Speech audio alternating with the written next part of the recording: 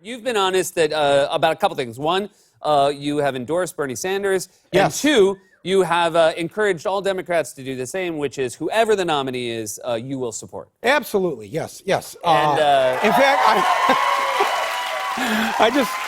I saw all of us have, we all said, we are coming. Trump, where's Trump? Which one is he? He's usually watches on Okay. that camera, yeah.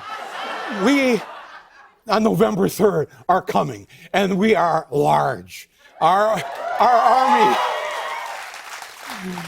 doesn't matter. I mean, seriously, they had a poll last month, a literal, actual poll. Who would you vote for, Trump or the Roomba, the robot vacuum? Yeah, sure. And the Roomba won. The Roomba won. The Roomba won. Wow. So he's in deep trouble. I want to talk to you about where you're at as far as optimism versus pessimism. But first, I wanted to get your take on when we talk about endorsements. The New York Times endorsed Elizabeth Warren and Amy Klobuchar yesterday. I watched that. Yeah, what do you right? It was on their televised a show now. They have a TV show. They have a TV show on FX. Yeah. Called The Weekly. The Weekly, yes. And I don't know why I'm giving it a plug, because now I'm just going to say something awful. Oh, you're gonna now. You're gonna unplug it. Well, yeah. I just happened to I turned it on last night.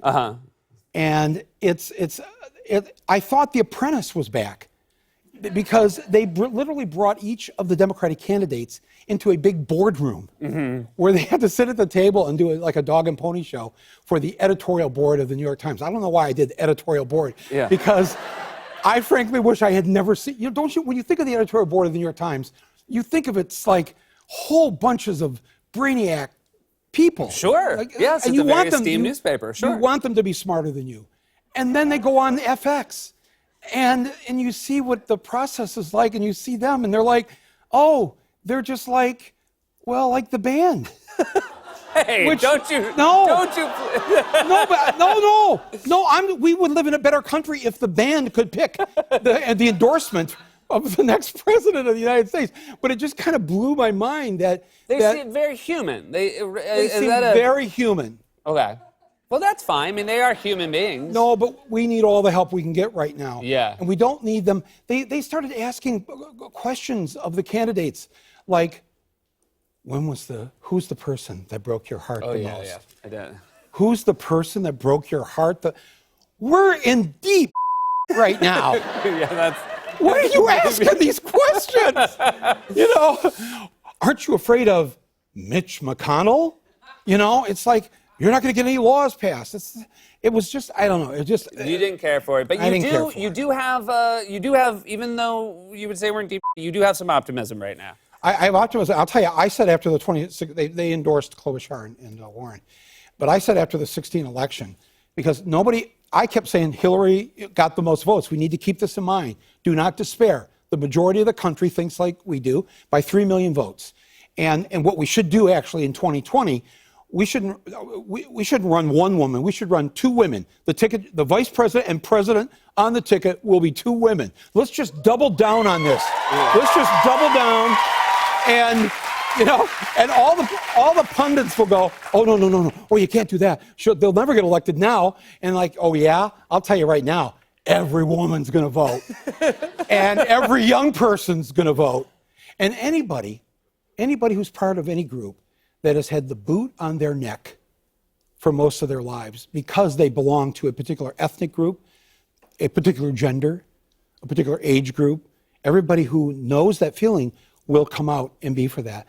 And it's so amazing to me that the youngest, in all the polls, the youngest voters, 18 to 35, by a vast margin, are for the oldest candidate that's running. Yeah. That's so amazing that our young people, because they know it's their future that we're really voting on this year. If we don't fix climate change like now, we don't have 4 years. Right. We're done. And so what they love about Bernie is that he's fighting for their future, and he will not relent. They know he can't be bought. He will not give in. And it's not his future he's fighting for. He won't be around to see what's going to happen to this planet. This is totally selfless on his part, that he is going to give his last years of his life. He's in the last quarter of his life. Can we say that? It's not. I think, well, what is he, 76? No, he's 78. 78. Yeah, he's in the last quarter of his He's life. in the last quarter of his life. I mean, I'm just saying. That's a perfectly fine thing to say. I hope he's not watching right now. Yeah. And then, he's like, Oh, no. And by the way, you're saying you really want him to have the greatest quarter of his life, maybe. it's going to be the best quarter. Yeah. It's going to be, whatever, what did Kansas City, they're going to come back. It's going to be amazing. Yeah. And I'm telling you that Bernie is going to get in there. He's the one candidate Trump doesn't want to run against. He's the Trump stopper. Well, that's interesting because Donald Trump keeps speaking very highly of Bernie. Yes. And in order to think he wants to run against Bernie, that would require you to think that he's playing sort of people always say about Trump 3D chess, which I don't think is the case. Yeah, that Yeah. that requires way too much. So I mean, on a very surface level, you could assume that his praise for Bernie is a way for him. He doesn't want to run again. He's afraid of him. Gotcha. Remember the bully, which Trump was and always has been. The bully is always afraid of that which will bring the bully down. In other words, the kid on the schoolyard is going to stand up to the bully. That's the bully's last day of bullying anybody. And that is Bernie Sanders. He will not relent. He will not back down.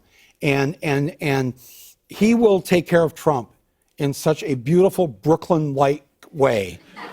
It's like, I want to be there. Brooklyn v. Queens. There we really. It's Brooklyn versus Queens, and with all due respect to the fine borough of Queens, advantage Brooklyn.